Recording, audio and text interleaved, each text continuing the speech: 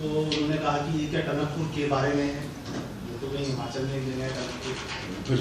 हाँ, उत्तराखंड कहाँ से खनका ये आपको ये नाम जो है इसका? देखिए, हम लगातार कह रहे हैं कि ये जो फिल्म है ये सच्ची घटना से इंस्पायर्ड है।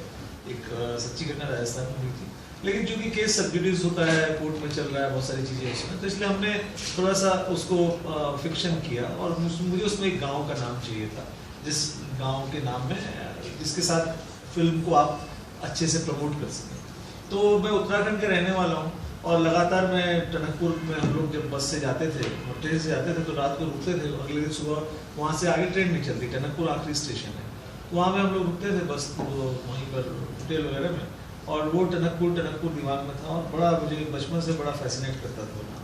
तो जब ये फिल्म की बारे में बात हुई, नाम के बारे में बात हुई, एक दो लोगों से जो दूसरे राज्यों के थे, महाराष्ट्र के और छत्तीसगढ़ के, मध्य प्रदेश के, उनसे ऐसी चर्चा की। मैंने कहा मैं टनकपुर सोच रहा हूँ नाम रखने का, तो अचानक एक खड़ा हो गया, बड़ा अच्छा नाम है, टनकपुर में बड़ी खनक दिख रही है, एक संगीत है पूरा, तो इस तरह से इस टनकपुर का नाम पड़ा। अच्छा, मैं तो आपकी स्टार कास्ट से बहुत प्रभावित रही हूँ जी। तो इतना अच्छा एंसेंबल स्टार कास्ट कैसे सारे सही लोगों को आपने इकट्ठा किया? मैं इसके लिए मतलब ईश्वर का और प्रोड्यूसर का दोनों का धन्यवाद करना चाहता हूँ, क्योंकि कई बार आप जो सोचते हैं कि प्रोड्यूसर कर देंगे, लेकिन उसके बाद भी कई सारी चीज़ें पैसों से नहीं हो सकती, कई सारी चीज़ें रिश्तों से आती हैं। जैसे ये रिश्तों से मिले मुझे, ये शायद नहीं मिलते, ये भी रिश्तों से मिले, इनके प्रोड्यूसर के साथ रिश्ते थे। पर मैं फैक्ट ये है कि जिस वक्त मैं लिख रहा था, बिल्कुल मैं एकदम तथ्य बताऊँगा, जिस वक्त मैं लिख रहा था उस वक्त यही स्टार कास्ट दिमाग में थी। लिखते हुए एक एक किरदार घूम रहा था उसी के हिसाब से, क्योंकि मैंने इनको फॉलो किया, इनकी एक्टिंग को फॉलो किया। तो मुझे लग रहा था कि जिस तरह की फिल्म है उसमें अगर इस तरह के किरदार, इस तरह के कलाकार नहीं होंगे तो फिल्म के साथ बहुत नाइंसाफी हो जाएगी, फिल्म बहुत ही सीरियस फिल्म हो जाएगी। क्योंकि फिल्म का सब्जेक्ट बहुत मुश्किल सब्जेक्ट था, और उसमें बहुत ही समझदार और मजे हुए एक्टर्स की बहुत ज़रूरत थी, और वो मुझे दिख रहा था कि ये लोग इसको पिक्चर को खींच के ले जाएंगे। तो मैंने तो स्क्रिप्ट का काम किया, बाकी हम लोग वहाँ पे ओके और रोल बोलते थे, बाकी सारा काम एक्टर्स की कमाल की परफॉर्मेंसेस, और जो हमारे टेक्नीशियंस हैं, डीओपी है, एडिटर्स हैं, डीओपी योगेश जानी, जो हमारे एडिटर है निशांत, इन लोगों ने फिल्म को सजा दिया। तो फिल्म इस रूप में सज करके आप सामने है। एक और सवाल, क्योंकि एक दो सवाल हमारे विनोद जी से होंगे, फिर हम लोग आपसे सवाल करेंगे।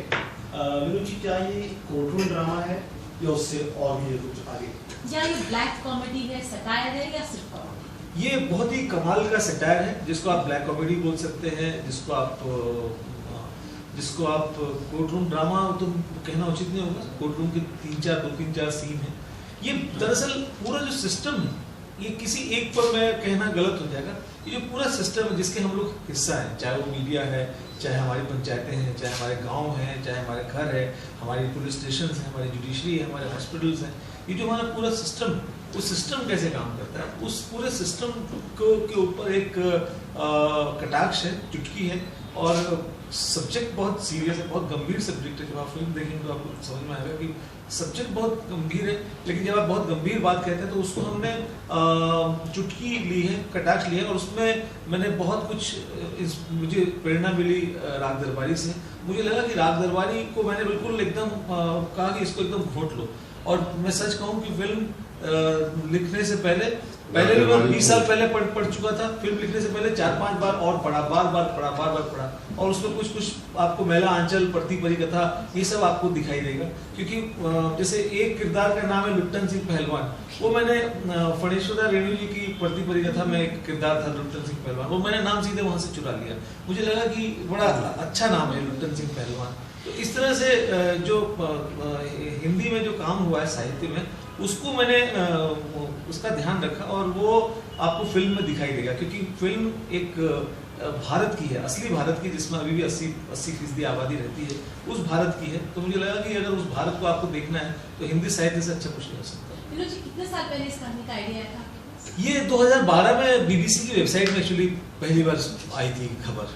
तो उसमें एक छपा था कि एक भैंस से यौनाचार के मामले में कोर्ट ने एक युवक को 5 साल की सजा सुनाई। तो बहुत पढ़ करके बहुत अटपटा लगा कि ऐसे कैसे हो सकता है, ये संभव है क्या?